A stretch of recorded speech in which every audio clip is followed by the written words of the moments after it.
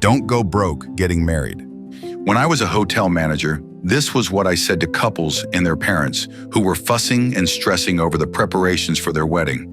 A wedding dinner or reception is just a one-day event, so why bother about petty matters? Some couples are blessed with rich parents or relatives who pay for their wedding, but in most cases, 3 years later, nobody will remember any of the wedding details except for the newlyweds themselves, who, by the way, are still paying off their credit cards and line of credit from the wedding expenditures. Sadly, and according to statistics, a few years after that, about 50% of the couples are ready to announce their separation or divorce. One of the main reasons for divorce is arguments about finances or the lack of them. It's amazing how much time, energy, and money a couple puts into the one-day event versus how much time and energy they have planned for the next 50 years of marriage. It's like a marathon runner focusing on the starting whistle and neglecting to train for the rest of the run.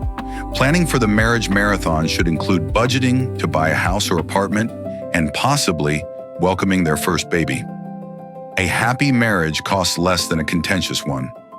Even before you start the marriage marathon, please ask yourself, how well do you really know the person you plan to spend the rest of your life with? Their habits, goals, ambitions, likes, dislikes, their family, their close friends, idiosyncrasies, and so on. The unusual behavior that you find to be cute now will totally annoy you many years later. I have learned the answers to many of these questions from a hilarious marriage seminar on YouTube by Mark Gungor. Laugh your way to a better marriage. Final thoughts before you say, I do. Have you thought of a prenup agreement? Your fiancé will probably ask, Why? Don't you trust me? You think I'm gonna run away with all your money?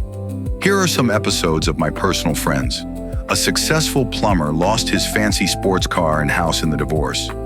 A high-ranking government employee is still fighting his contentious divorce for 10 years to date because his wife still insists on getting half of his retirement benefits perpetually as a divorce settlement. A busy tax accountant is still paying for all the massive debts incurred by her ex-husband after he cleaned out their joint bank account and maxed out their joint line of credit before taking off. I will discuss smart banking ideas for married couples in another video.